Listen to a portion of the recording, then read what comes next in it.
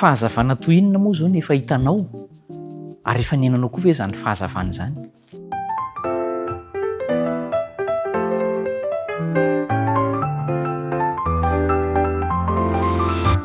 Misaotra an'Andriamanitra isika satria tafahoana indray ary fifaliana no ifampiarabana no ny tombotsoa omen'Andriamanitra ho aso anao.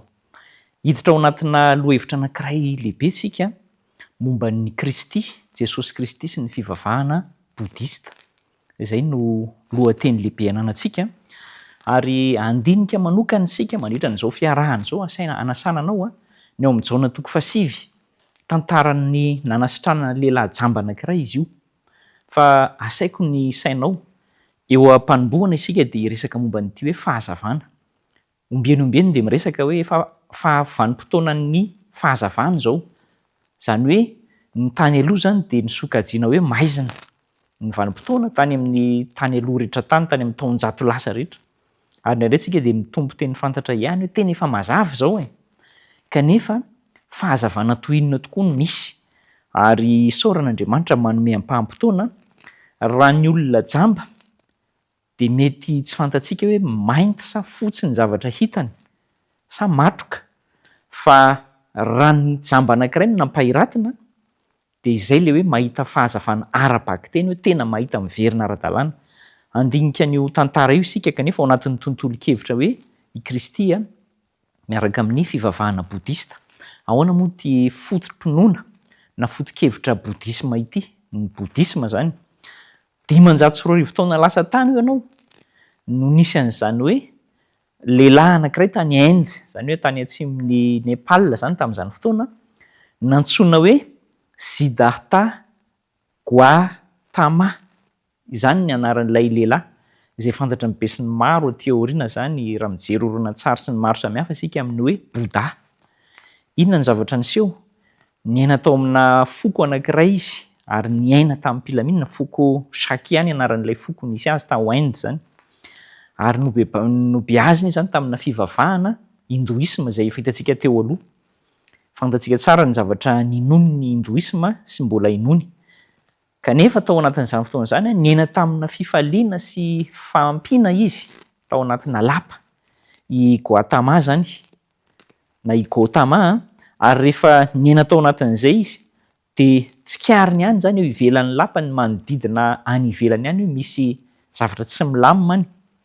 Dia izay indrindra ny antony nanosika azy hitady fahazavana hoe inona re no anton'ireny zavatra miseho any ivelan'ireny, hoe nahoana ny misy fitolokona, fahoriana, faharerahana sy ny sisa. Naniry hahita fahazavana zany i Gautama ary nanosika azy hiala tao anatin'ny fiainana mirentirenty sy ny fiainana milamindamina lapa zany ka nakany amin'ny toerana mitokana.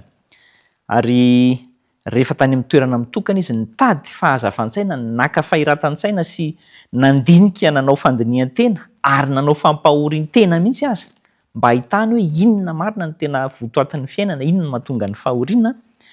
Dia indray andro mipetraka teo ambanin'ny hazo anankiray antsoina hoe Bodhi izy tany amin'ny toerana anankiray atao hoe Bodh Gaya.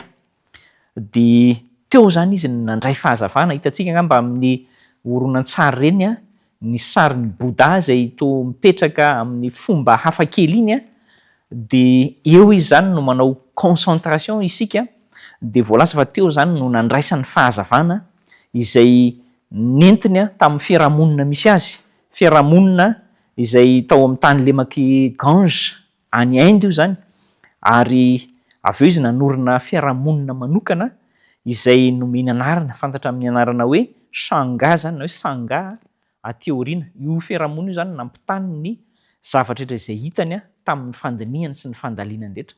Izay no momba ny Bouddha hoy isika na i Gautama.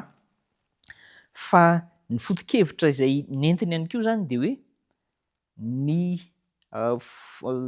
samihafa hozy izy ny filozofia izay hitondrana ny fiainana ary tsy mitovy amin'ny an'i Kristy mihitsy izay, satria ny tenany tsirairay zany no mitady fahafahana ho an'ny tenany araka ny ezaka izay ataony.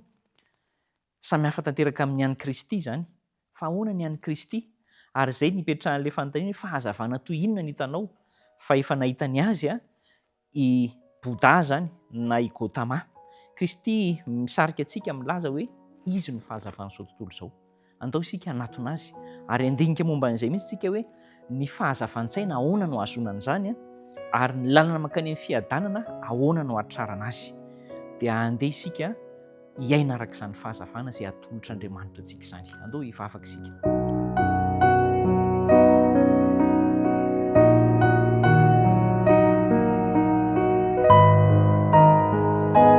Tompo Andriamanitra, misaotra betsaka noho ny fahasoavanao, ombanao hatrany izay rehefa mitady ny fahazavana, koa ankehitriny izay mitady anao, mampahereza anay handeha araka ny sitraponao.